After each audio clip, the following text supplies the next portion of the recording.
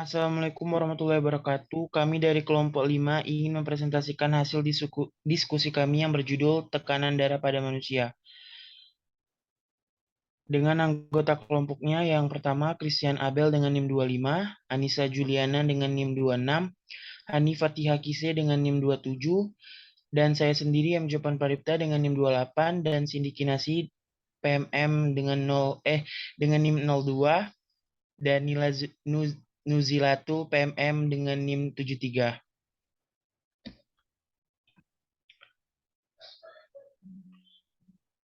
Baiklah, materi pertama akan dipaparkan oleh Saudari Hani.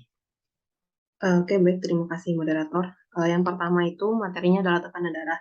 Nah, di sini saya mengambil beberapa poin dari review buku materi yang telah diberikan. Yang pertama, yang telah kita ketahui bahwa darah itu mengalir dari daerah yang bertekanan lebih tinggi ke daerah tekanan yang rendah. Nah, semakin teorinya itu, semakin besar perbedaan tekanan, maka semakin besar aliran darah. Nah, mungkin teman-teman juga bisa melihat grafik di samping itu merupakan grafik dari tekanan darah naik dan turun dengan setiap detak jantung di pembuluh darah mengarah ke kapiler. Lalu yang kedua, kontraksi ventrikel menghasilkan tekanan darah, tekanan hidrostatik yang diberikan oleh darah di dinding dari sebuah pembuluh darah. Nah, di sini kita mengenal ada dua tekanan darah.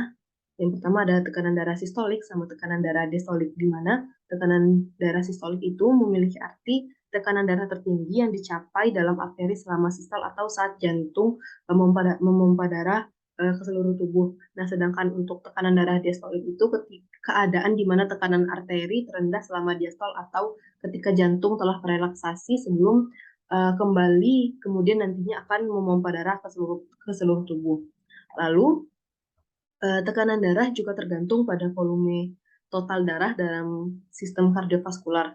Volume darah orang normal itu sekitar kurang lebih dari 5 liter.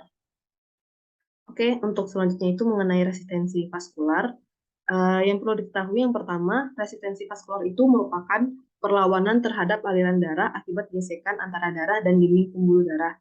Nah, resistensi pembuluh darah itu tergantung pada 3 faktor. Yang pertama ada ukuran lumen pembuluh darah viskositas, dan ketiga ada panjang total pembuluh darah. Nah, teorinya itu semakin kecil lumen pembuluh darah, maka semakin besar resistensinya terhadap aliran darah. Dan lalu untuk viskositas darah atau ketebalan darah, maksudnya itu darah sebagian besar tergantung pada rasio sel darah merah terhadap volume plasma atau cairan, dan pada tingkat yang lebih kecil pada konsentrasi protein dalam darah.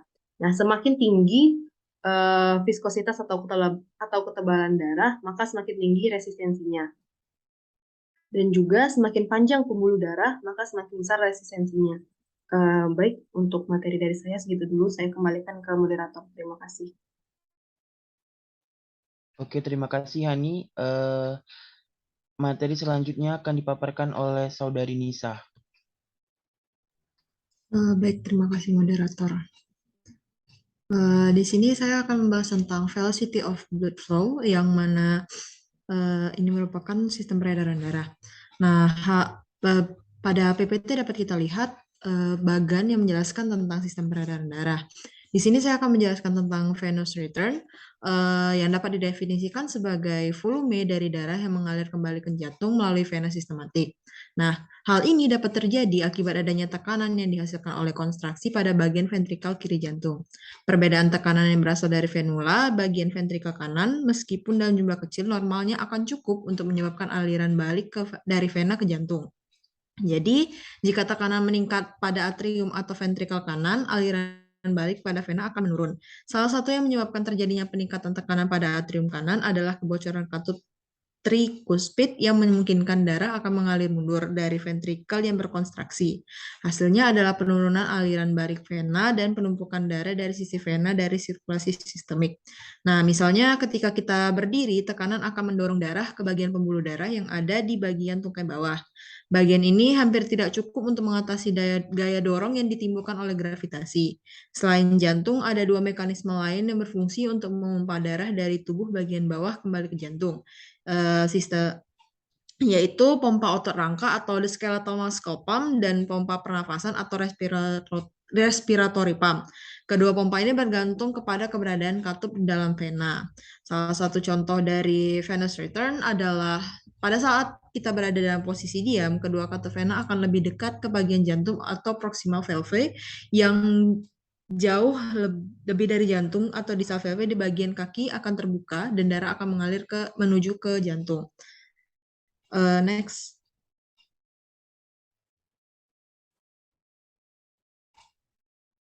Oke. Pada bagian kedua itu ada velocity of blood flow, yang mana dapat kita lihat pada gambar itu ada grafik yang menunjukkan kecepatan aliran darah atau dalam satuan cm per sekon berbanding terbalik dengan luas area penampang. Kecepatan paling lambat akan berada di luas penampang yang terbesar. Setiap arteri bercabang total luas penampang semua cabangnya lebih besar dari luas penampang pembuluh darah asalnya, sehingga aliran darah menjadi lebih lambat dan akan semakin lambat saat darah bergerak lebih jauh dari jantung dan yang paling lambat berada di dalam kapiler. Sebaliknya, ketika venula bersatu membentuk vena, total luas penampang menjadi lebih kecil dan aliran darah menjadi lebih cepat. Jadi dapat disimpulkan yaitu kecepatan aliran darah akan menurun pada kondisi darah mengalir melalui aorta ke arteriol dan ke kapiler. Sebaliknya akan mengalami peningkatan pada saat meninggalkan kapiler dan kembali ke hati. Saya kembalikan ke moderator. Terima kasih. Oke, terima kasih Nisa. Materi selanjutnya akan dibacakan oleh Saudara Abel.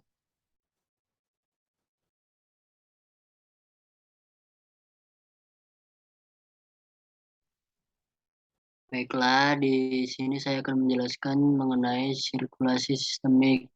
Jadi, sirkulasi sistemik ini terdiri dari arteri dan arteriol yang akan membawa darah kaya oksigen dari ventrikel kiri ke kapiler sistemik, ditambah dengan vena dan venula yang kembali dengan darah yang miskin akan oksigen ke atrium kanan setelah mengalir melalui seluruh tubuh. Darah yang keluar dari aorta dan mengalir melalui arteri itu akan berwarna merah cerah. Namun ketika darah tersebut kehilangan oksigen dan berisi dengan karbon dioksida, maka akan berwarna merah tua. Sekian dari saya, terima kasih. Saya kembalikan ke moderator.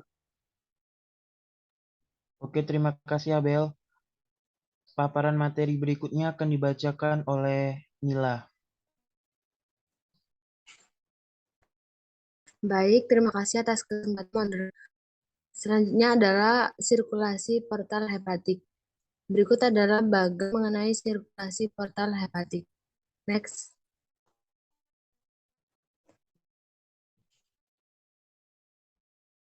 Yang pertama, sirkulasi portal hepatik membawa darah vena dari organ gastrointestinal dan limpa ke hati. Yang vena portal adalah merupakan pembuluh darah dari satu jaringan kapiler ke kapiler yang lain. Kemudian vena portal hepatika menerima darah dari kapiler organ gastrointestinal dan limpa dan kemudian dilanjutkan mengirimkannya ke sinusoid hati. Next.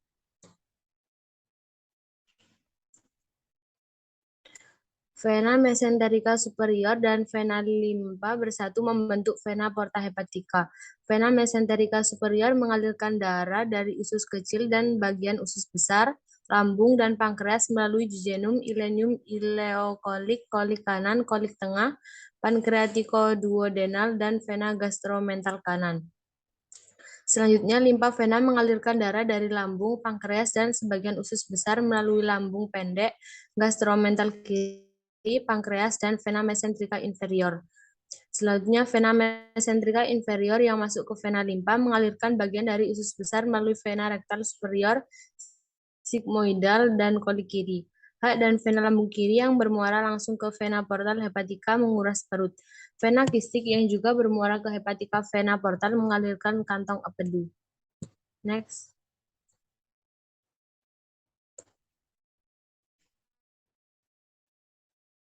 Jadi kesimpulannya, sirkulasi portal hepatik merupakan bagian dari sirkulasi sistematik yang membawa darah dari organ pencernaan atau intestinal menuju vena portal untuk selanjutnya masuk ke liver dan keluar melalui vena hepatika dan masuk ke dalam vena cava inferior. Terima kasih. Ini adalah pemaparan dari saya. Oke, terima kasih Nila. Slide berikutnya akan dibacakan oleh Cindy Kinasih.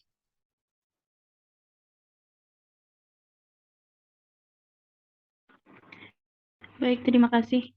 Jadi sirkulasi paru-paru biasa juga disebut dengan sirkulasi pulmonal, yaitu sirkulasi yang berasal dari jantung menuju paru-paru atau sebaliknya dari paru-paru menuju jantung. Nah, sirkulasi ini berlangsung saat darah yang mengandung karbon dioksida dari sisa metabolisme tubuh kembali ke jantung melalui pembuluh vena besar, yaitu vena cava, seperti pada nomor 10. Nah, itu kembali ke vena cava, terus lanjut dari nomor 1. Selanjutnya, darah tersebut akan masuk ke serambi kanan dan diteruskan ke bilik kanan jantung. Setelah itu, darah akan dialirkan ke paru-paru melalui arteri pulmonalis untuk ditukar dengan darah yang kaya oksigen. Jadi dari nomor 10 itu nanti ke nomor 1, kemudian ke arteri pulmonalis yaitu nomor 2, kemudian ke nomor 3. Setelah dari nomor 3 ke nomor 4, ke nomor 5, ke nomor 6, 7, ke nomor 5, 7, dan ke seluruh tubuh. Darah yang kaya oksigen tersebut akan kembali ke serambi kiri jantung untuk diedarkan ke seluruh tubuh. Jadi, nomor 10 ke nomor 1, kemudian ke nomor 2, nomor 3, nomor 4, 5, 6, 7, dan ke seluruh tubuh. Terima kasih, kembali ke moderator. Baik, terima kasih Cindy. Mungkin sekian dari presentasi kami. Apabila ada kesalahan mohon dimaafkan. Akhir dari kelompok kami. Wassalamualaikum warahmatullahi wabarakatuh. Waalaikumsalam warahmatullahi wabarakatuh. Waalaikumsalam warahmatullahi wabarakatuh.